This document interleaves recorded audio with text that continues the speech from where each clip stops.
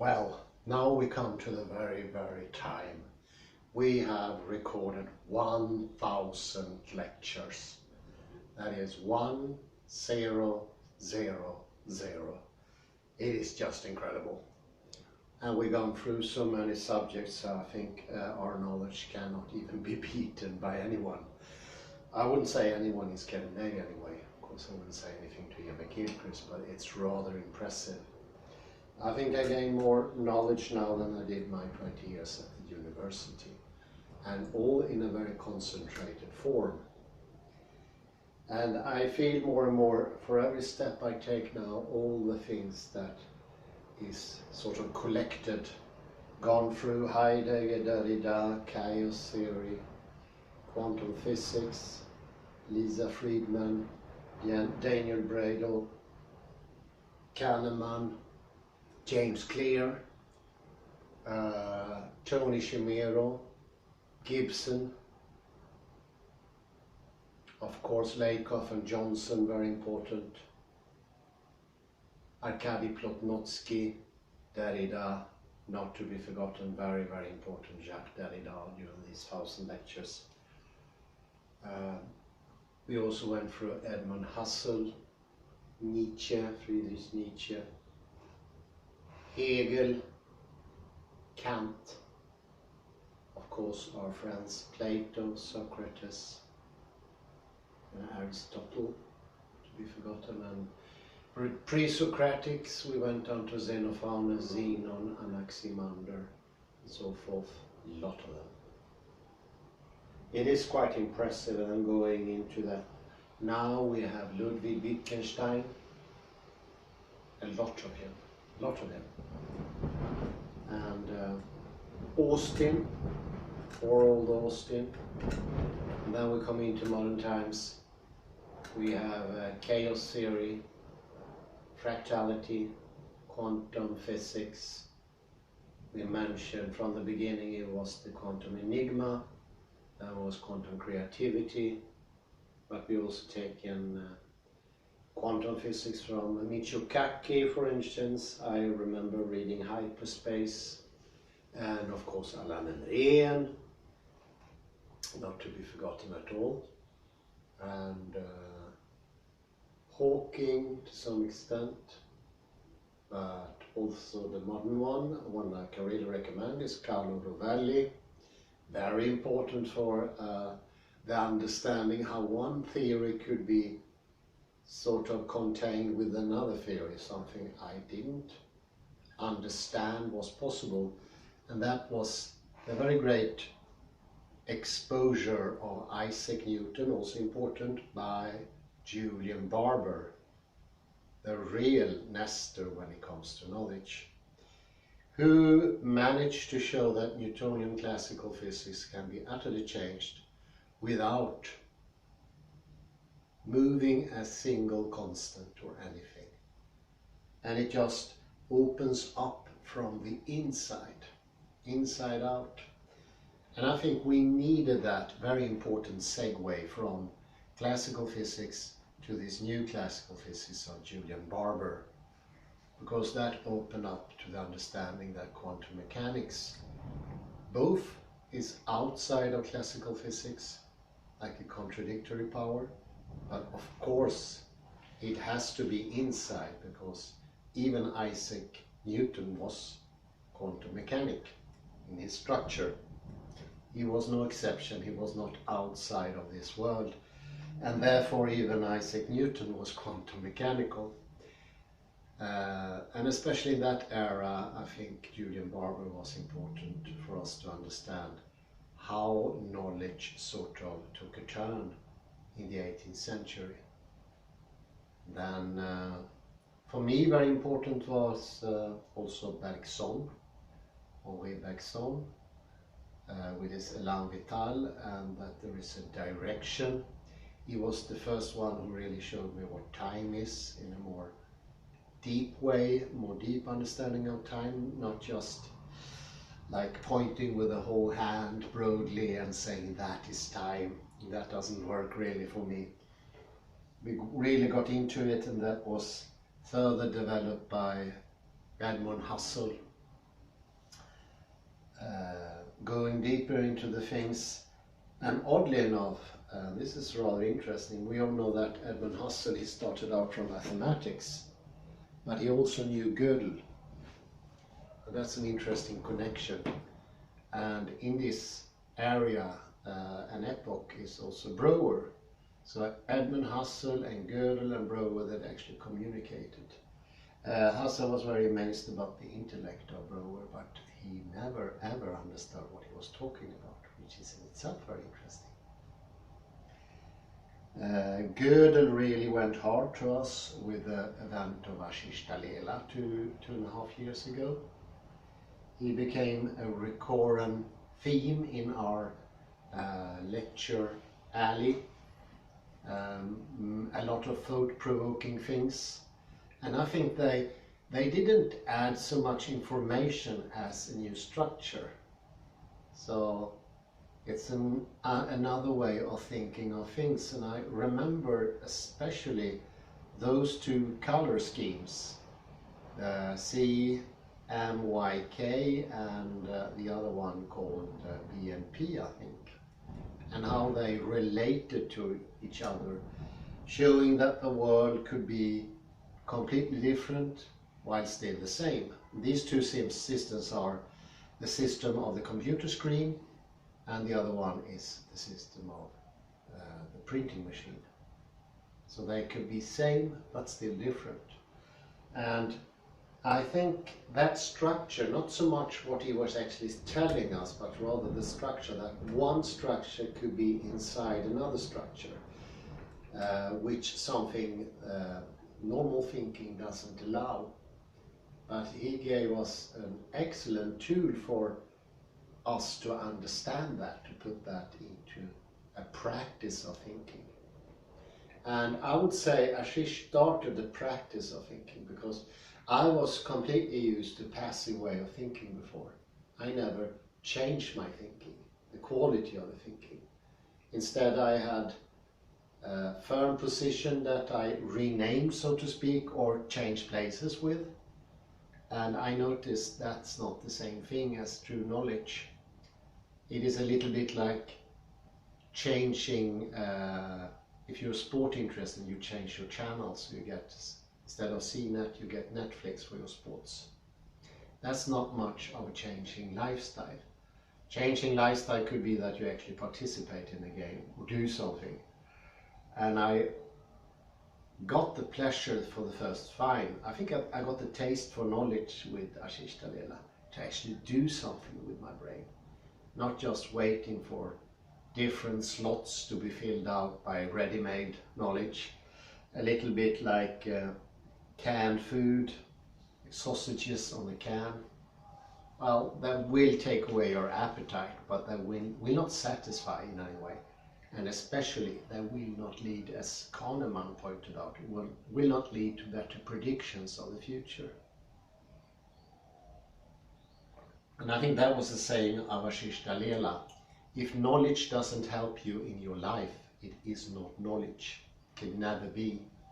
There is not a special kind of knowledge that is of no use. Knowledge is usable also. But knowledge has many different features, and I would say one of those features is that it enriches our lives.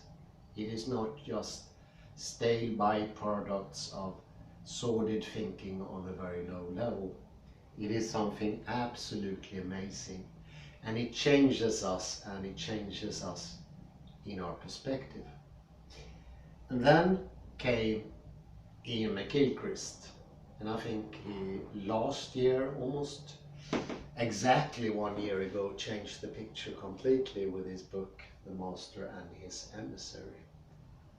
And I don't remember exactly who led me to Ian McGilchrist. I think it was Jan Eiskens, which also was... No, it was this teacher, Alexander Technique teacher. Michael Ashcroft, yes. Who in turn had seen the recommendation of John Cleese. Yes, that was Ian McGilchrist. What would we do without John Cleese? Michael Ashcroft. I haven't heard from him for a while, but he was very inspiring. He didn't write much, it was just a couple of paragraphs, Michael Ashcroft. And then he moved to Mexico, but it's a good reminder we take contact with him again. I'm sure that he will be very interested in hearing about our latest features. I recognize that there are much more blocks against taking in space than Michael Ashcroft realized. We have the logic of exclusion, that we have to choose either or, we can't have both, which I think is a completely ludicrous law, and it has never been questioned because of the simple reason it has never been posed. No one has ever hypothesized the rule, ever. Not even Aristotle or Socrates. They just assumed it, and this is one of those things that are so hard to get rid of. If something is not assumed, not spoken, how would you be able to question it? And I think that realization couldn't come with Ian McGilchrist, neither Ashish Dalela, it came with Derrida. And that strengthened immensely after my discovery of, or Kalle's discovery. It was actually Kalle Lundahl who found the book, The Tane of the Mirror, and that was very important about 120 episodes ago. Rodolphe Gachet really opened up my eye to the assumption I never thought of, never pronounced, I would never be able even to write them. Maybe I would be able to write them because Heidegger did, but I never did myself. But Heidegger did write. He did make a crossing out, but he never ever had a conscious understanding of it. And I think that goes to show two things. You can understand more with your body than what the mind can understand. And you can still have to use of it to a rather great extent. But of course, it's even better to have a conscious understanding. And I think the conscious understanding is the greater ability to sort of direct it for your specific needs, the specific text, specific discourse, or something specific you want to do. Because deconstruction goes into everyday life, also a saying from Rodolphe Gachet. If it's not there, it's not anywhere. And he thought it ludicrous that people should only use deconstruction while they were at work or something like that. Such a deconstruction could never ever work, because you need to have deconstruction within yourself. It's a way of life. It's a way of being real, down to the bones, and actually read carefully, because you can't teach people to read carefully. You have to transform yourself, become more fractal. And then we had all this group of different neurophysicists, Lisa Friedman, David Bradel, and of course Barbara Tversky. And that was opened up both by Lakoff Johnson and Kahneman, but of course also coming directly from neurology, AI, cognitive science. I got some new stuff from Peter Gärdenfors down in Malmö as well. It's very interesting. Kahneman, I was thinking, who, if you want to show to somebody that statistics is not reliable, then you can use Kahneman. Oh. I remember now that there was one chapter in him. I was thinking, I don't know the day. Yeah, statistic is very interesting. It's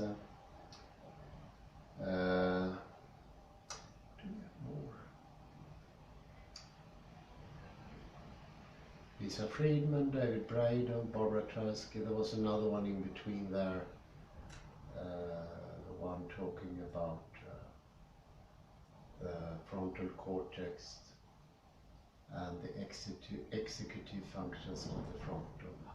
David Bader.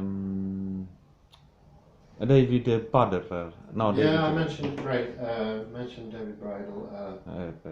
There is another name in between there. Well, let's see, it will come to us. But that opens up, it shows that in neurology they went even further and we allowed. And It was actually a bit of a shock to me. I studied cognition, science of cognition in the 90s. And the very idea then that it was such a thing as representationalism, we had no idea. That was not subsumed, was never hypothesized. And neither when I studied linguistics nor when I studied logic. And for someone to be with a time machine transported from the time of Tony Chimero or Gibson to the 90s when I studied it, we would not even understand what he was talking about. But if we had a chance to speak for him in a week, we would have understood. We could have revolutionized neurology in the 90s already. But it shows that a discovery doesn't need to be made. There is no necessities in time. We should just be happy when it happens. This is, we are getting back to reality somehow, and this is inspired partly by Richard E. Lind. I was so happy to find out that it was much more writing than I thought about him. I was unlucky. I went into one of these university channels. I downloaded his paper, and somebody had taken away like 80% of it. Of course by mistake, but that made me think it was less to him than I thought. But what he shows that historically very interesting how this really come into physical action and how people sort of witnessed how they lose knowledge, how they lose understanding. For instance, when Plato complains everything is grey, the world doesn't seem real to him. Very common among the pre-Socratics as well, this waning about the worldly things not being sensible, not being touchable, being somewhere absent. And that is further when we get into the time after the Roman Empire in the 6th, 7th, 8th century, and people feel at loss, they don't know where they are, and already people are still starting to say in these modern things, we don't have any knowledge anymore. And this is the forgetfulness of the past, and when you get into the Middle Ages, that is even forgotten. It's too painful to bring up for people, so they don't mention the loss they have. And somewhere there, Richard E. Lind points out, we start with these logical devices of proving the existence of the human soul and God. And that is of course giving up completely. It's giving in and saying there is no soul, there is no God. Of course a logical proof couldn't prove anything. It has to be in reality, in the felt reality. And we went further and further up that alley, and I think the deed was done by the 11th century more or less. It just had to come to its conclusion, because it's such a unique feature, bringing up consciousness, because in all human cultures that ever existed, consciousness is in the body, in reality. And there is always a possibility to gain knowledge, whereas Socrates already said there is no knowledge. Everything is out there already. And you can't learn anything. You cannot progress, and there is no hope either, of course, which Nietzsche pointed out in Gay Science. And all those things, when you read it, it gets, the little I read the first time, like 6-7 months ago, it made me a bit depressed. Now I feel just happy about it, because I know this all my life. We all know this all our lives. We all feel the loss, we feel the lack. And now we're starting to understand it's not necessary, because there is permanence. We've just been looking in the wrong way. We've been looking in the wrong place. It's like you are a miner of gold, and you purchased a big lot, which happened especially in Klondike when it was the gold era. Something I was really interested in when I was younger. They made a lot of movies of it in the 50s and the 60s. So of course that interest was in me. But if those people purchased the wrong lot, they would not find any gold. And I think since the Socratics, we have given up to the extent so gravely So we just continue to dig because we are so convinced we can never ever find any gold. And people usually say, dig wherever you want. There is no reality anyway. But what he shows is there is a reality. You can actually find gold if you look in the right place. If you don't look in the right place, you can't find it. And that means reality is real, because that's a real feature. But saying you can find it anywhere or anyway, or somehow, just go into yourself, one of those general advice, just go into yourself and you find it. That's a giving up. And he shows it clearly. Let's see if I can find it. There was a quote here in 100. I find it out and put a link to it. It was a really good quote that that's the surest way of completely giving up. Just go into yourself and find it. That's giving up completely. And that is having some sort of illusory hope of finding it and giving that advice to other people. Because you need to know where it's supposed to be found. And if you don't have a good map, you will not find it. Because it's real. And real things can either be found or not found. And he shows how in reality we actually got lost, and everybody sensed this. There was a true feeling, and the testimonies are great. Of course that is trumped by Ian McGilchrist, but still it's a very huge evidence that those advice are defeatist. And I think about this rabbi, maybe we should close the window, put a pause. I think about the Warsaw rabbi. During the German occupation, one rabbi volunteered to be the commuting man between the rabbi collective and the Germans. I don't remember his name now, I'm trying to find it out.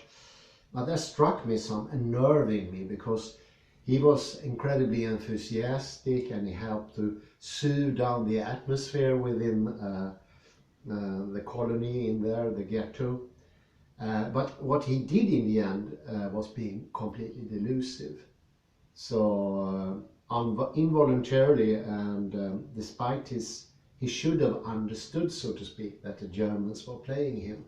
So he actually helped with the sending to Auschwitz and all that. He's one of the most damaging people in Polish Jewish history because of this. And I think that's advice. Go into yourself, find yourself. Are people like this rabbi who completely given up within, and they gave this advice that is so horrible, because it's not a generality. If you find the way, if you find true strange attractor, it can't be found anywhere. It has to be in a specific way, because it's reality. And reality has the feature of being different, and that you need to know your way, you need to understand things. And that is true knowledge. And then I started to understand this idea of Rosen. Rosen explained people are usually afraid of the apeiron. And the apeiron can be seen as the thing we don't know about, the emptiness, the horror vacui feeling.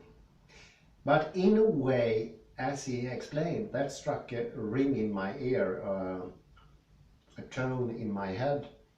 And that was, in the apeiron there are true laws, there are true limitations, there are true things that you either find or don't find.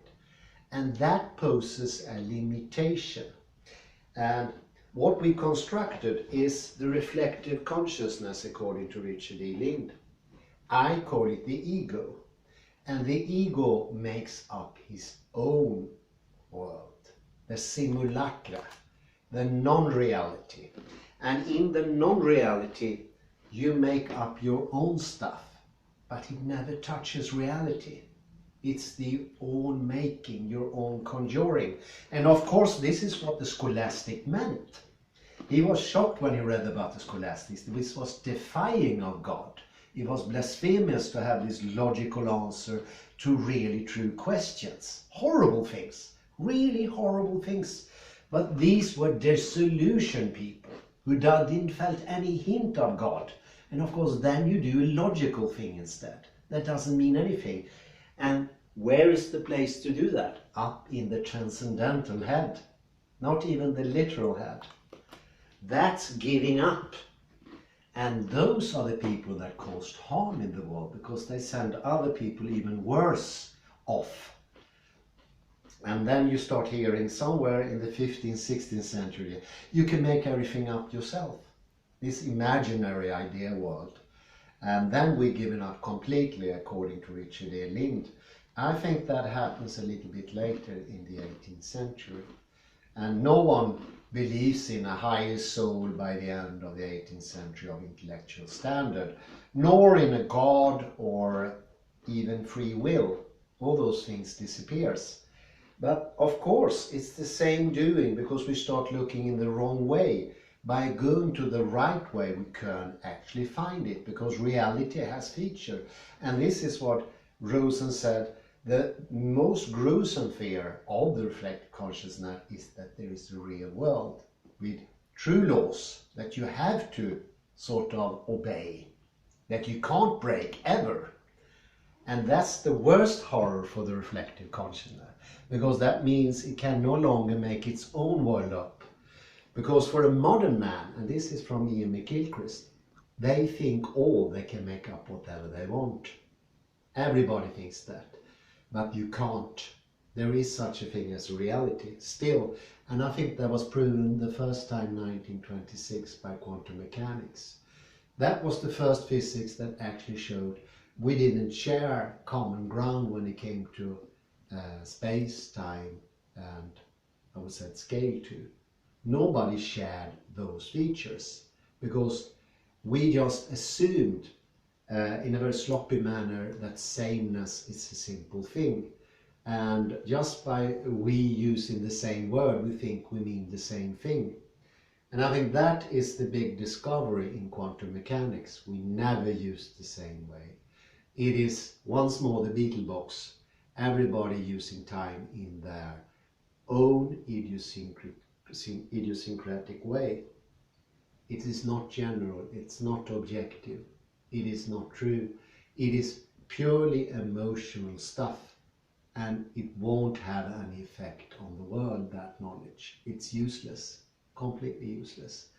And this is more or less the words of Niels Bohr.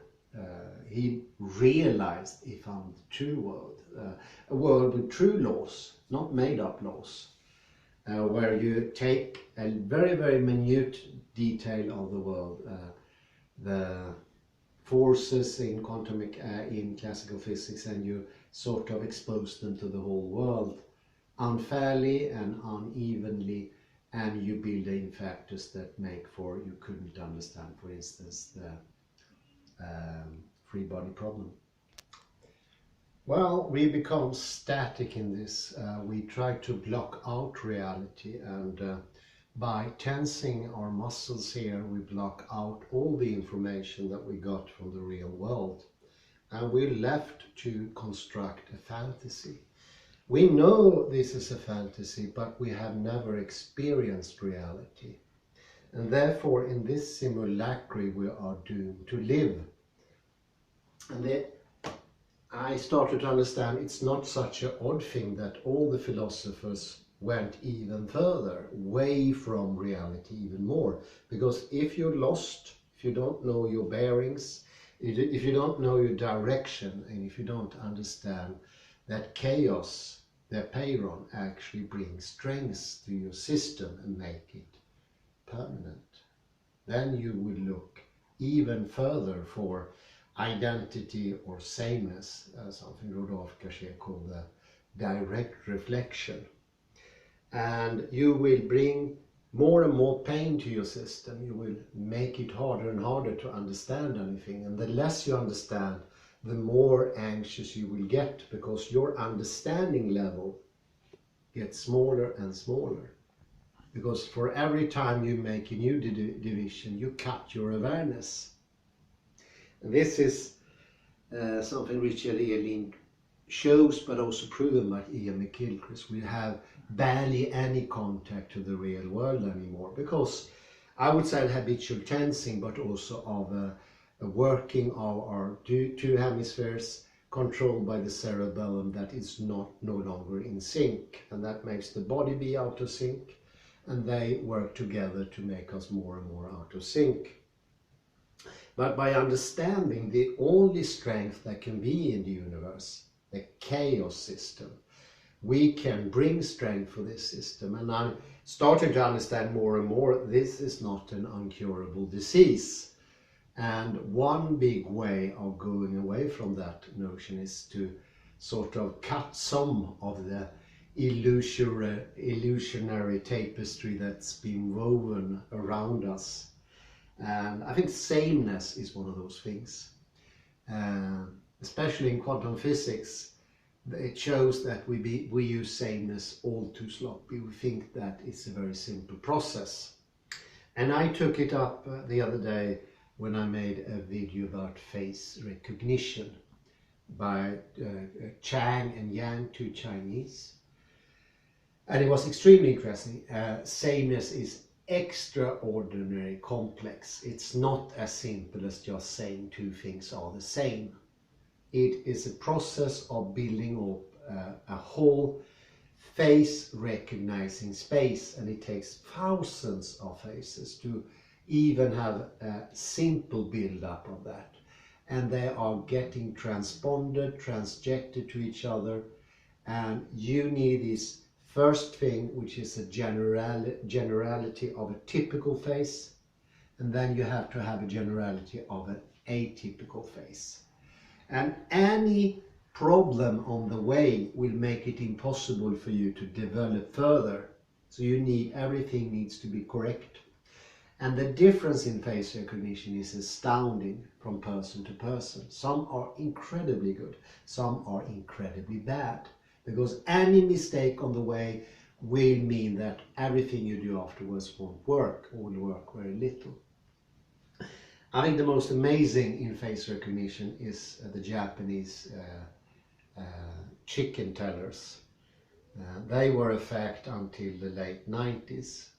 They traveled the world around, usually in pairs, and what they did was to take newly hatched chickens, those yellow furry balls, and it's absolutely impossible to tell the sexes from each other.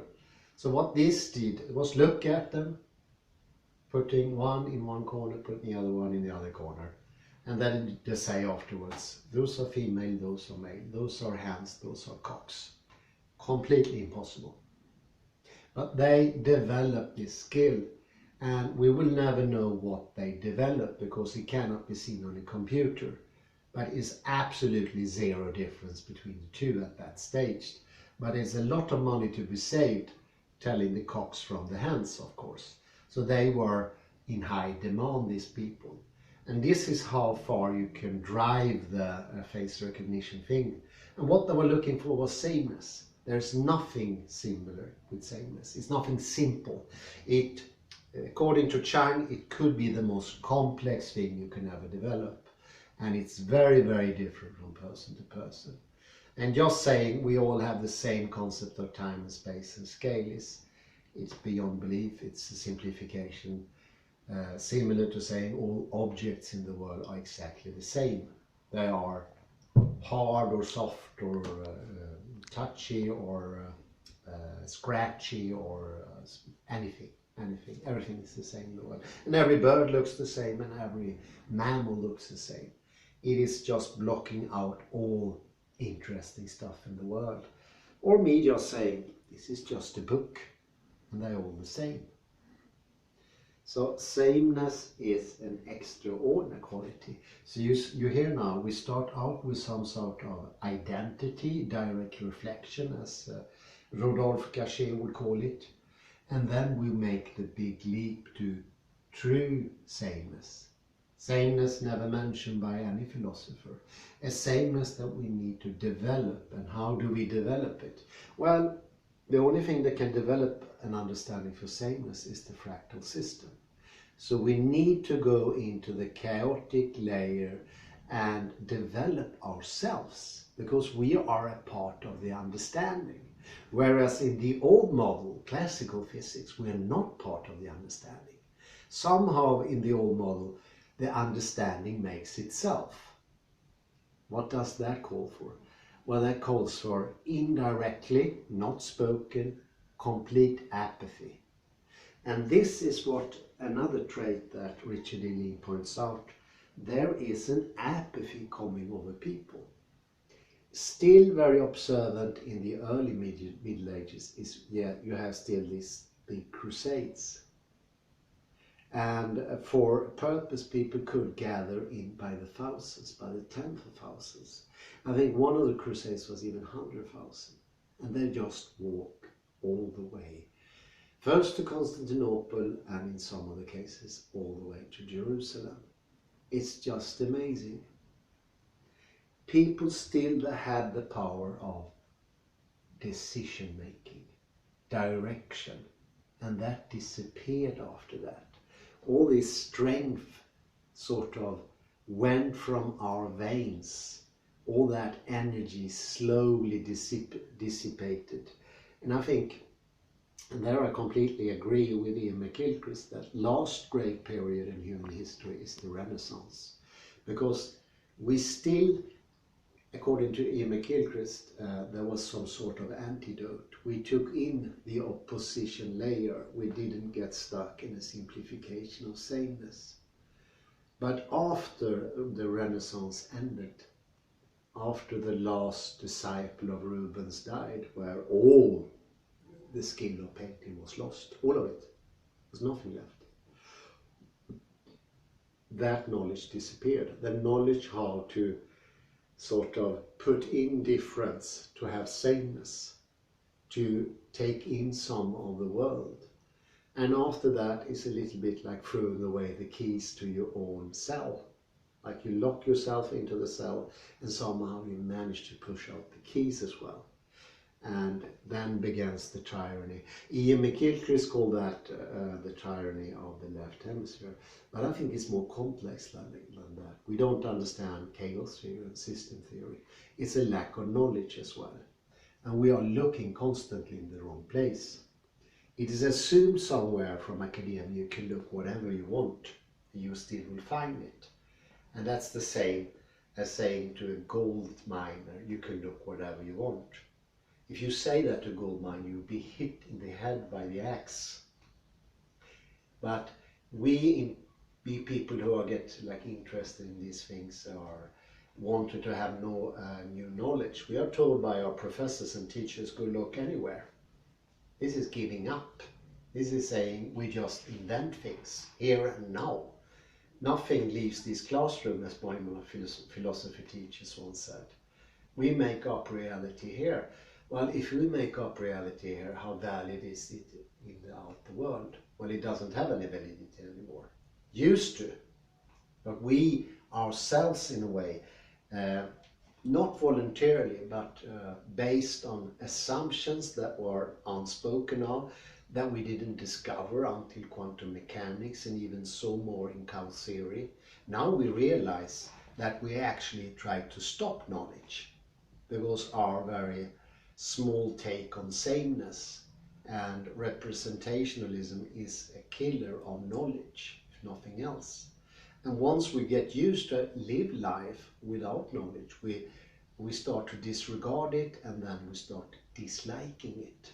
Everything that we don't make up ourselves, everything that doesn't have the flavor of subjective sameness is something we leave uneaten. We don't touch it anymore.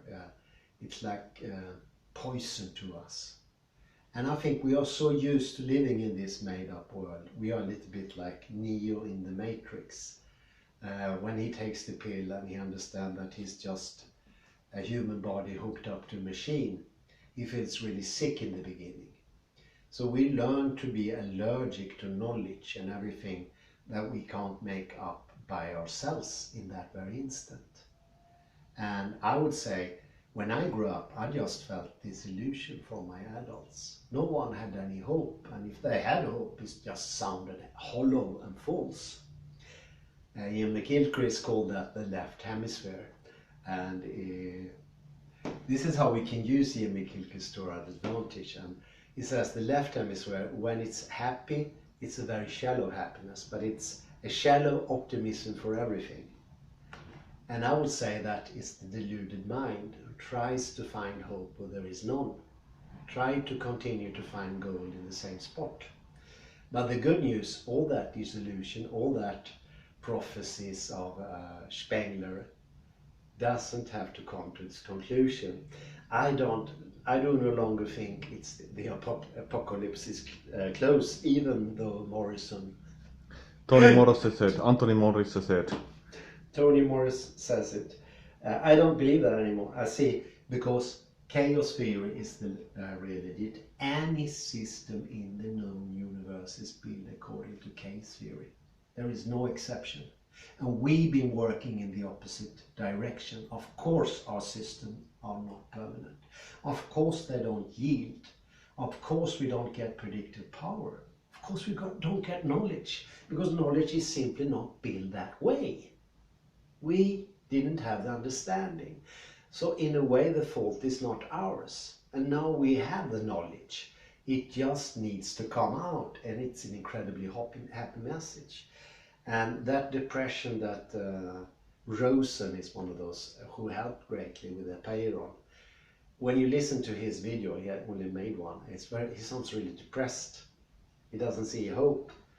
And I think he's just expressing this communal depression we're all suffering from because we don't get our knowledge.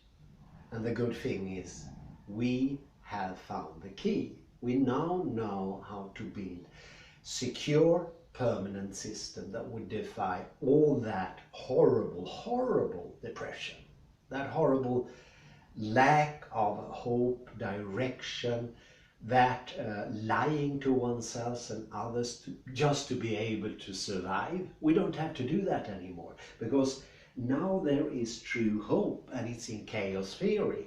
As Mandelbrot said, this is the biggest thing that ever happened to humanity. And I think we can include in that both quantum mechanics and chaos theory, because they are similar, because they bring once more the soul into the picture. The human living soul with emotions, with a voice that sounds full of humanness, not this neutral academia voice that doesn't have a human tone, could be replaced by a robot.